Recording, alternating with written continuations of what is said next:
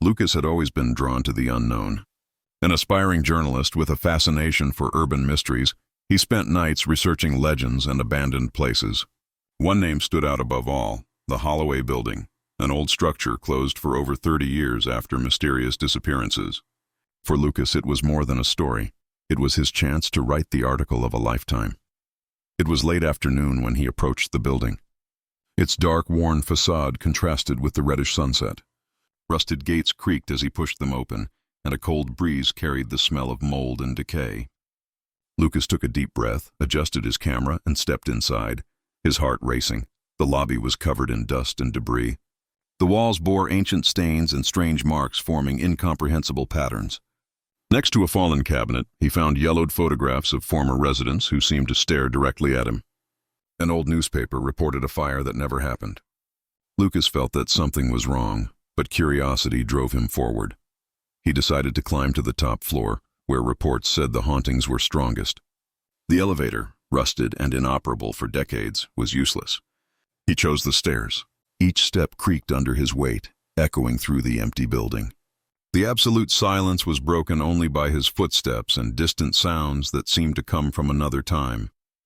As he climbed, he noticed faint whispers calling his name. Each time he looked around, there was no one there. The feeling of being watched intensified, and the air seemed heavier, as if the building itself were breathing. A grimy mirror reflected something that shouldn't be there, a translucent figure behind him. When he turned, the hallway was empty.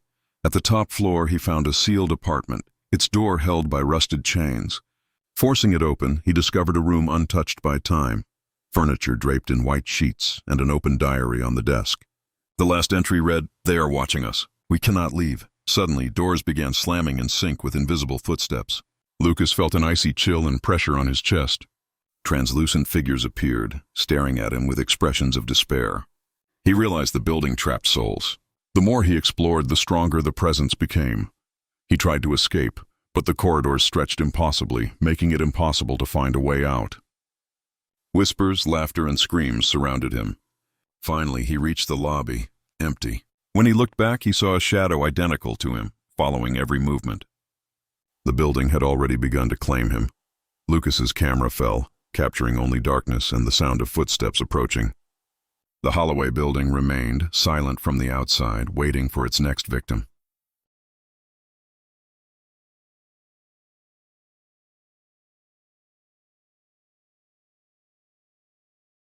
The air was dense and cold.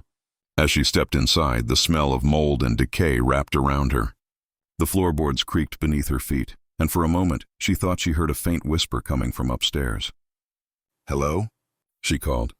Her own voice echoed back at her, and nothing more. Down the main hallway, old portraits hung crooked on the walls. One in particular caught her eye, a smiling family, dressed in old-fashioned clothing. But their eyes seemed alive, following her every move. When she looked away and then back, she froze. The expressions had changed. The smiles were gone, replaced by terror. Heart-pounding, Mariana climbed the staircase. Each step groaned under her weight, as though the house itself protested her presence. At the top, a door stood slightly open. A cold draft flowed out, carrying a whisper that made her blood run cold. "You shouldn't be here." Terrified yet drawn by curiosity, she entered the room. It looked untouched by time. A dusty diary lay open on the desk.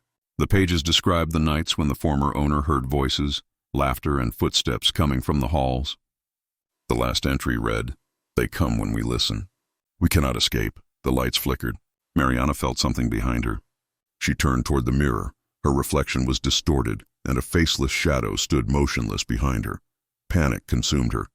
She ran into the hallway, but it stretched endlessly. Every door led to another identical room. The whispers grew louder. Cries, screams, and children's laughter filled the air, circling her like a storm. At the end of the corridor, a dim light shone from a small room. In the center, a chair rocked slowly back and forth. Behind it, a large mirror reflected dozens of faces, men, women, and children, all screaming silently. Before she could move, one final whisper filled the air. "Now, you are one of us," and the house fell silent once more. The next morning, the police found the gate open and Mariana's camera tripod lying at the entrance. There was no trace of her, and they say, on nights of the full moon, If you walk down that street, you can still hear a faint voice calling your name, begging for help. From inside the